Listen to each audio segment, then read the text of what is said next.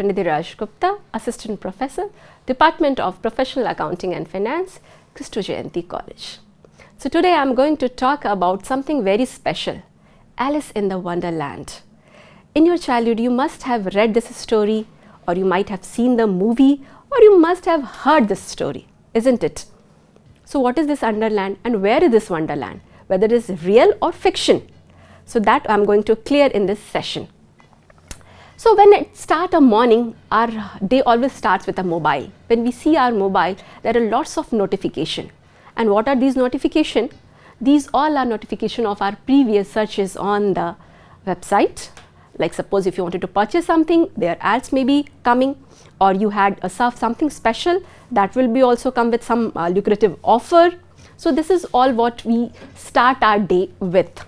And when we suppose when you go to college, on the way on the street, you are finding some of the ad which related to your product which actually you wanted to buy, and so on. The roads are full of hoardings with lots of offer. Suppose you wanted to buy some dress, so few of the company coming with the lucrative offer, giving some discounts. So we decide to why not buy, and the well-known Flipkart is come as a big billion day, which you cannot resist to buy. So you have your own shopping list which you want to go for that, and so on. There are a kind of different offerings from all around.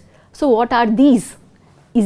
I'm talking about a wonderland? Yes, we all are living in this wonderland, and there are many marketers coming with their own way of fiction, but in the real sense.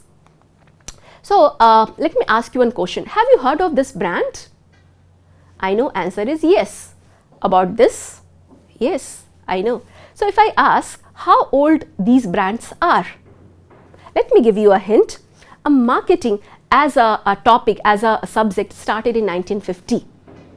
So what this brand belong to closest to that years? Is your answer lying somewhere around that year? So let me give you a glimpse. Lux was born in 1899 and Cadbury in 1824. Yes, isn't it something surprise? Yes, very old brand. How they are still present today? What make them immortal at today? So if we talk about 1824 and talk about today, how they are able to make it? So the marketing is based on need and want. So let me take you to this world of need and want. Can you guess the flag? USA. What happened in 2008? A first time non-white president got elected. What was the nailing point? Need. You all know about this brand, Ambassador. Ambassador ruled in India somewhere in 1940s to 1984. A very monopoly market, a long queue, no customer satisfaction, very exorbitant prices, a fuel price was also too much, but no comparison on the customer satisfaction. Where comes Maruti Suzuki in 1984? Due to liberalization policy, Indian automobile industry got changed altogether. And let me ask you a question. Which automobile company is top in India? Is none other than Maruti Suzuki with 49.9% share in the market. After that Hyundai comes. So what was the nailing point? Need.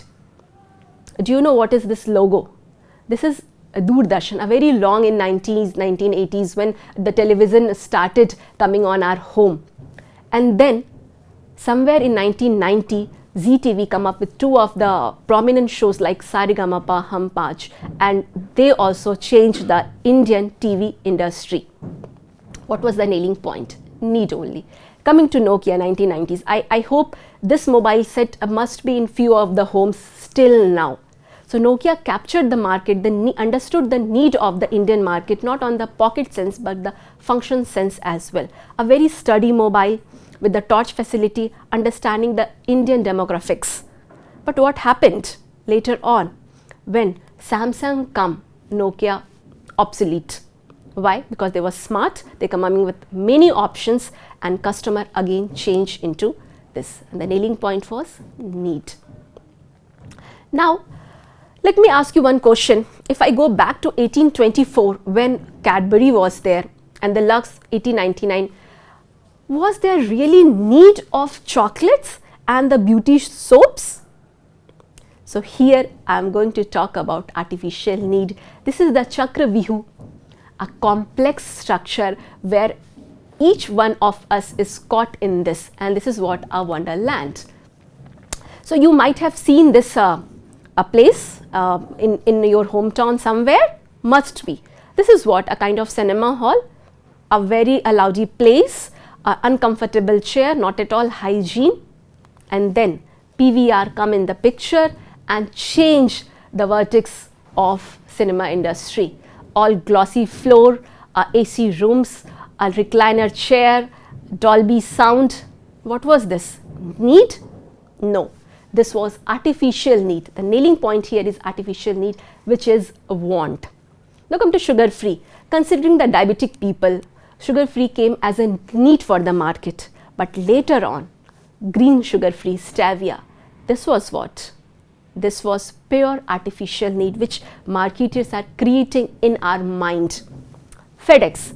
When Indian Postal Service was enjoying its monopoly, there few players like FedEx and DHL come into market. Even surprising, FedEx starting transporting our body organs in 2006.